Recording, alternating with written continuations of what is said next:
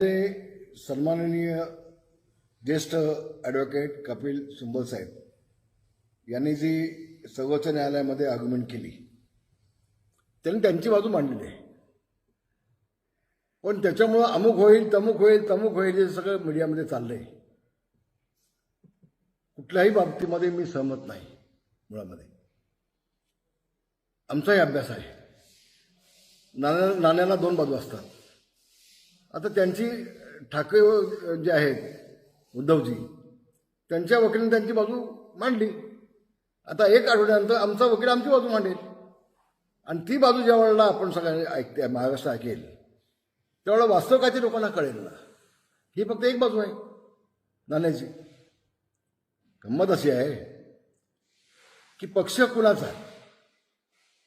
एक गोष्ट मी आपल्याला सांगतो, पक्ष हा वारसा हक्काने जात नसतो. वारसा हक्कानं तुमची मालमत्ता जाते. ज्या दिवशी उद्धवजींनी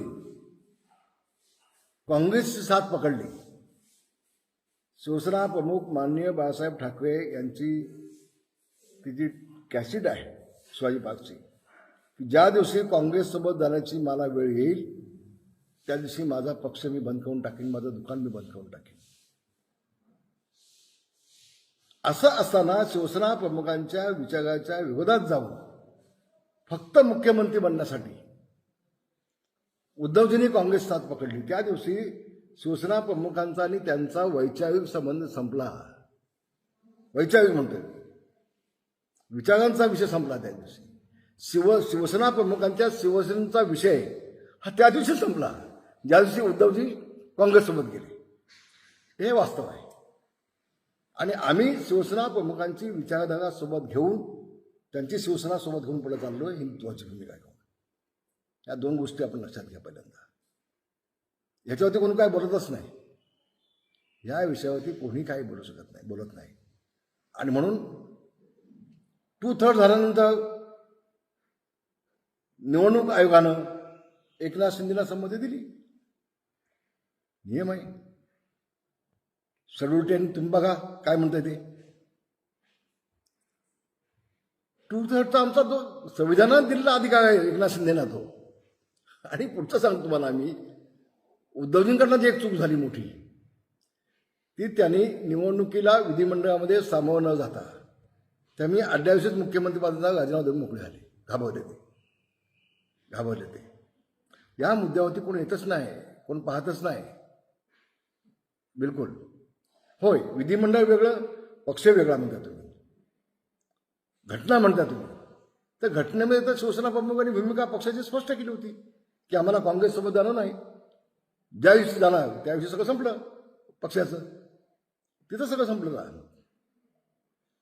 आणि 2018ची घटना काय म्हणते, एकनाथ शिंदेची जी घटना जी आहे ती काय म्हणते, त्या दोन्ही ज्या वेळेला समोर येतील, आर्ग्युमेंट होईल त्यावेळेला वास्तव समोर येईल ना तुमच्या काय ते नेमकं. त्याच्या आधी कशाला तुम्ही ढोल वाजवत आहे. संजय गाव साहेबांचं कामच आहे ते ढोल वाजवायचं. त्याच्यावरती तुम्ही जाऊच नका ना. मग आता या पक्षात जाणार का, त्या पक्षात जाणार का, त्या पक्षात जाणार का, हे प्रश्न विचारण्यापेक्षा आता उद्धवजींना तुम्ही काँग्रेससोबत घेऊन गेलात, राष्ट्रवादीमध्ये फूट पडली. मग आता नेमकं उद्धवजी कुठं जाणार आहे त्याचं तुम्ही बघा ना. आम्हाला कशाला सांगताय कुठल्या पक्षात आम्ही काय जाणार ते. चिंता आमची नको. तुम्ही स्वतःचीच काळजी घेतली पाहिजे. स्वतःचं तुम्ही पुढे काय करणार आहे ते तुम्ही लोकांना सांगितलं पाहिजे. आणि अजून दुसरी बाजू ऐकायची आहे आपल्याला. आम्हाला कसलीही अडचण नाही. एक सांगतो तुम्हाला पुन्हा एकदा, ज्याच्याकडे मेजॉरिटीचा पक्ष, आज एकनाथ शिंदेंनी 40 आमदार होते, 60 आमदार निवडून आणले. उद्धवजींचे आमदार किती आहेत? 20. मग ज्याच्याकडे 20 आमदार आहेत त्याचा पुढे पक्ष, की ज्याच्याकडे 60 आमदार आहेत त्याच्याकडे पक्ष. काहीतरी विचार होणार की नाही.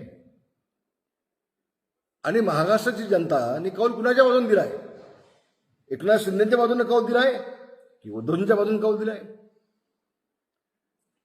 हे देखील तेवढं स्पष्ट आहे.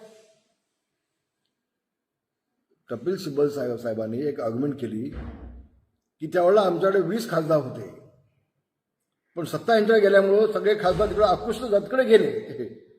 गेले नाहीत, निवडणुकीत पडले. तुम्ही उच्च न्यायालयाची सर्वोच्च न्यायालयाची दिशाभूल करताय, खोटं बोलताय. निवडणुकीत पडले, गेले नाहीत. खोटं बोल पण भेटून बोल ही भूमिका घेण्यापेक्षा वास्तविक सुप्रीम कोर्टाला कळलाच आहे ना उद्याच्या आर्ग्युमेंट नंतर. आता तुमचे 6 खासदार आले एकनाथ शिंदे पुन्हा. आता खासदार आले तुमचे 6 खासदार तुमचे आले 9 पैकी. 20 खासदार निवडणुकीमध्ये उभे झाले, काही पडले ना, 11 खासदार पडले तुमचे. तर पक्ष त्यांचा होता म्हणून तिकडे आकृष्ट झाले सत्तेकडे, असं जी स्टेटमेंट दिले कपिल सिब्बल साहेबांनी ती चुकीची आहे. दिशाभूल करणारी आहे, न्यायालयाची दिशाभूल करणारी आहे. पण वास्तव काय आहे ते पहिला समजून घ्या.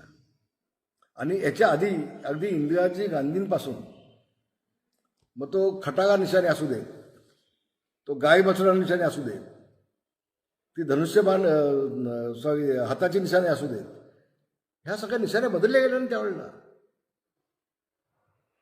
बदलले गेले ना. आणि अध्यक्ष कोण पक्षाचा? पक्ष तोच आहे. अध्यक्ष कोण हे शिवसेने ठरवलं ना, की बाळासाहेबांचा मुलगा उद्धव आहे म्हणून बाळासाहेबांनी उद्धवच अध्यक्षपदी ना, असं नाही. असं नाही. आम्ही सगळे एकनाथ शिंदेच्या सोबत आहोत शिवसेना म्हणून. शिवसेना प्रमुख ते आहेत. शिवसेना प्रमुखांची शिवसेना आमची आहे असं आमचं मत आहे, म्हणणं आहे, ठाम म्हणणं आहे. तर शिवसेना प्रमुखांची भूमिका आम्हीच घेऊन चाललोय. उद्धवजींनी सोडली. काय म्हणतात 1966 सालामध्ये शिवसेना प्रमुखांनी शिवसेनेची स्थापना केली आणि तुम्ही आम्हाला सांगताय? हे माहिती नाही आम्हाला. आणि आम्हाला एक्सेप्ट आहे ना ते. आम्ही कुठे नाकारलंय कधी ती. मग ती शिवसेना आम्ही पुढे घेऊन चाललोय की. उद्धवजींनी सोडली ना ती विचार बाळासाहेबांची. मी तुम्हाला आज खरं सांगतो, ज्यावेळेस शेवटचा निर्णय झाला काँग्रेससोबत जाण्याचा, मुख्यमंत्री होण्याचा, त्या दिवशी मातोश्रीवरती मी उद्धवजींना उभं राहिलो, बोललो, सांगितलं, उद्धवजी आम्ही प्रयत्न केले की तुम्ही शिवसेना प्रमुखांच्या विचारात त्या विरोधात जाऊ नका. आपण भाजप शिवसेना भाजप म्हणून युती म्हणून निवडून आलोय, आपण युती म्हणून काम करून घेऊया. तुम्ही जरी म्हटलात की 2.5 वर्ष यांची सत्ता आणि 2.5 वर्ष यांची सत्ता असं आमचं बोलणं झालं तर पण तुम्ही दोघं जण येऊन मीडियासमोर बोललाच नाही. तुमच्या समोर पंतप्रधान बोलले होते मोदीजी, उद्या सत्ता आली तर मुख्यमंत्री आमचा असेल, त्यावेळेला तुम्ही व्यासपीठाला खाली आलात नाही. मग कोण खोटं आणि कोण खरं बोलत आहे? आणि म्हणून आपण निवडणूक लढलो शिवसेना भाजप म्हणून आणि तुम्ही मुख्यमंत्री झालात काँग्रेससोबत जाऊन. ही विचारधारा शिवसेना प्रमुखांची नाही. शिवसेना प्रमुख कधी मुख्यमंत्री झाले असते, लोकसभेचे अध्यक्ष झाले असते. साहेब कधी निवडणूक लढले नाहीत, कधी विधिमंडळात गेले नाहीत, कधी मंत्रालयामध्ये गेले नाहीत. साहेबांची भूमिका ही तुम्ही चालवत नाही ना उद्धवजी. साहेबांच्या नेमकं विधाची भूमिका घेऊन सुद्धा चालले.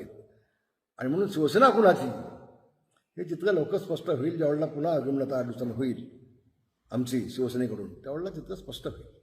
महाराष्ट्र मनामध्ये जे काय चलबिचल झाली असं संजय भाऊ म्हणतात, चलबिचल त्यांच्या मनात झालेली, आमच्या मनात नाही. आम्ही ठाम आहोत. आमचा विश्वास आहे, आमचा न्यायालयावरती विश्वास आहे, आमचा न्यायाधीशांच्यावरती विश्वास आहे. आणि 100% आम्हाला न्याय मिळेल ही खात्री आमच्या मनामध्ये आहे. धन्यवाद. जय हिंद, जय महाराष्ट्र.